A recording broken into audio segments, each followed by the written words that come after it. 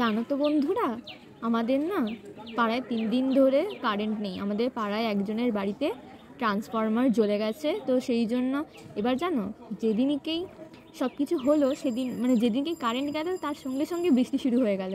আর এমন বৃষ্টি হলো যে রাস্তায় পুরো জল জমে গেল।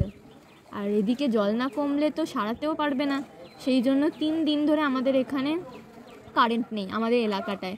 ওই জন্য আজকে দেখতেই পাচ্ছ সব কারেন্টের লোকেরা এসেছে। আমাদের তো সিএসসি বোর্ড, এবার মাটির নিচে দিয়ে কারেন্ট যাচ্ছে।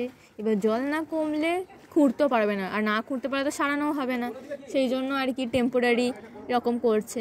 আর দেখো এমন বৃষ্টি, মানে কি বলবো, যখন হওয়ার তখন হওয়ার নয়, যখন হওয়ার তো তখন এত ঢেলে দেয় যে কি বলবো। আর মনে হয় পুরো পাড়ার প্রবলেম, আর কি করা যাবে।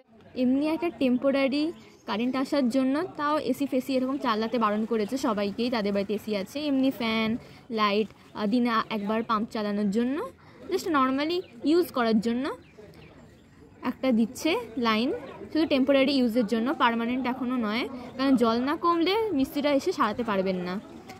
সেই জন্য এই কি কষ্ট। এবার আজকে এই এখন থেকে স্টার্ট করেছে, এবার জানি না কখন কারেন্ট আসবে। আর ভালো লাগছে না, খুব কষ্ট হচ্ছে গো।